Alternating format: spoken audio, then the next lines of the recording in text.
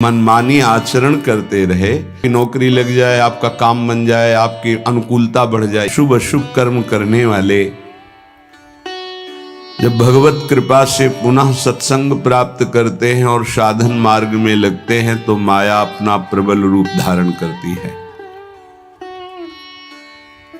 या तो ऐसी अनुकूलता प्रदान करती है कि वो भूल जाए, या ऐसी प्रतिकूलता झोंक देती है कि उसको लगता है कुछ नाम जपने से नहीं, कुछ साधन करने से नहीं, दुख तो वैसे ही घेरे हुए।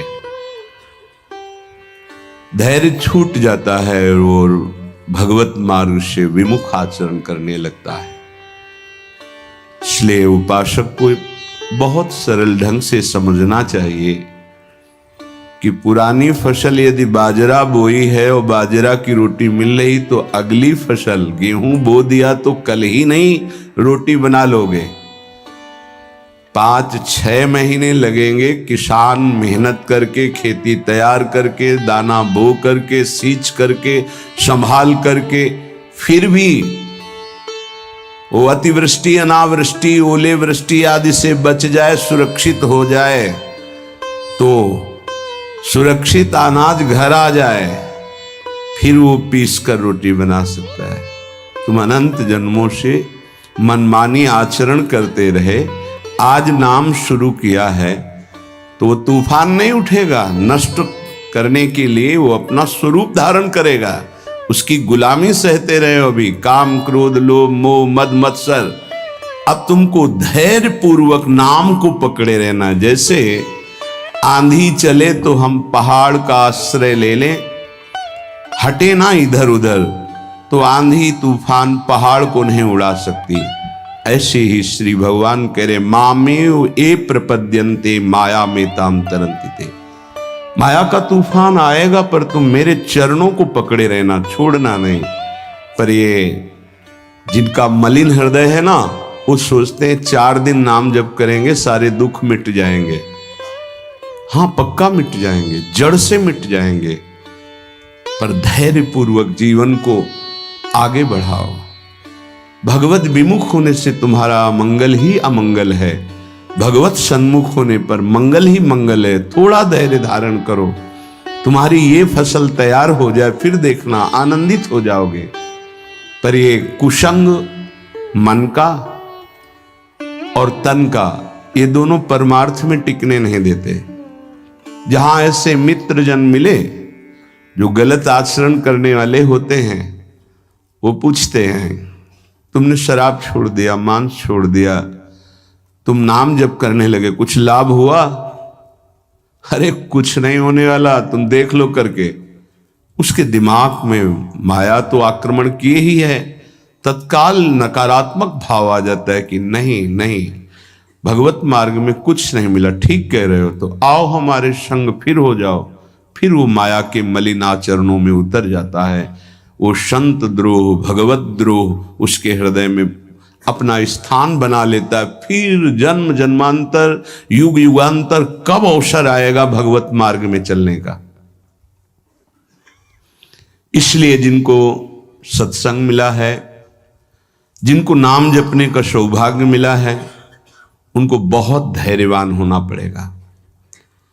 इसको ऐसे पकड़ना होगा कि जैसे हम बहुत बीमार हैं और इस औषधि के सिवा हमारा कोई रास्ता नहीं बचने का, अब हमको ये औषधि खानी ही है। जासु नाम भव भेषज हरनि घोर त्रयशूल, तीनों तापों का नाश करने की सामर्थ्य और संसार समुद्र से पार करने की सुदृढ़ नौका, भवरोग की अचूक औषधि नाम है। हमारा भाव बने न बने, भाव बिगड़ जाए, कोई बात नहीं, तुम नाम मत छोड़ना, हमारी प्रार्थना मानना, नहीं तो ये तूफान माया का आपको उड़ा ले जाएगा, परमार्थ में नहीं खड़ा होने देगा। बहुत धैर्य पूर्वक दीर्घ काल तक चला जाता है। धैर्य कहते हैं लाभ मिले ना मिले, हानि मिले, अपमान मिले, सम्मान मिले, हम किसी भी स्थिति में अब नाम नहीं छोड़ सकते। वो जीत जाएगा माया से। विपक्ष बहुत जोरदार है, आप क्या समझते हो? आप भगवान के अंश हो, ये भूल चुके हो, लेकिन वो नहीं भूली। वो भगवान की शक्ति है। भगवान कह रहे हैं मम माया दुरत्य, मम माया, मम मेरी है। जैसे ममई वांशो आपको बोला तो विपक्ष को भी बोला मम माया। अब आपको सावधान करने के लिए भगवान ही संत गुरुदेव शास्त्र इस रूप में संबोधन करते हैं। तो अगर आप इनकी बात मान जाओगे तो माया भगवती कृपा करेंगी और अपना प्रभाव समेट लेंगी, और यदि आप इनकी अवहेलना उल्लंघन करोगे तो फिर उनके प्रभाव से बड़े बड़े ज्ञानी परास्त हो गए हैं। जो माया बहुबार नचावा, दास चरित को लख नहीं पावा, ऐसी विचित्र है, बहुत बहुत विचित्र। जो ज्ञान इनकर चिता परई, बरी आई विमोह बस करई, ऐसी प्रचंड माया है। इसलिए जिनके कानों में आवाज पहुंच रही हो, हमारी प्रार्थना है, बहुत जन्मों से भटक रहे हैं, ये दुख सुख के प्रलोभन और भय में आकर के नाम न छोड़ दीजिए।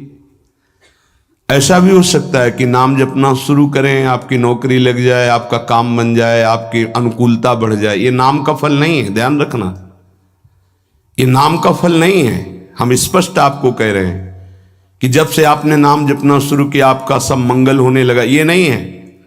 ये आपके पुण्यों का है, पूर्व पुण्यों का है। ये नाम आपको सामर्थ्य देखा, दुख और सुख दोनों सहकर परमानंद की प्राप्ति। ये विषयानंद नाम के फल से नहीं। आप नाम जपना शुरू किए, सब कुछ बिगड़ना शुरू हो गया, ये नाम का फल नहीं है। ये आपके पाप नष्ट हो रहे हैं। विवेक पूर्वक चलिए। अगर विवेक नहीं धारण करेंगे तो फिर सब मार्ग छूट जाएगा। विवेक इसी से उत्पन्न होता है, सत्संग से। जहां विवेक जागृत हुआ वो आपको टिका देगा परमार्थ में, नहीं तो बहुत बलवती भगवान की माया है। जब लोगों के विचार सुने तो लगता है कैसे निकल पाएंगे इस माया से। आप निकलना ना चाहे तो किसी की सामर्थ्य नहीं कि आपको निकाल सके। स्वयं श्री भगवान आपके हृदय में बैठे हैं। क्या हो रहा है? दुर्गति हो रही। क्यों? क्योंकि आप नहीं निकलना चाहते, इसलिए। भगवान हृदय में बैठे हैं, नहीं निकल पा रहे हो, बात मान लो। आप निकलना चाहो तो निकल सकते हो, आप न निकलना चाहो तो किसी की ताकत नहीं कि आपको इस माया प्रपंच से निकाल सके। इसलिए आपसे प्रार्थना है कि आप निकलने की कोशिश कीजिए। इसका बड़ा ही प्रलोभन और भुलावा प्रभाव है। प्रलोभन और भुलावा एक क्षण में भुला दे सारे ज्ञान विज्ञान को और अपने में आकर्षित कर दे, उसका नाम माया। ऐसे प्रलोभन फेंक दे कि जानबूझकर तुम भगवान को भूल जाओ और उन प्रलोभनों में लग जाओ, उसका नाम माया।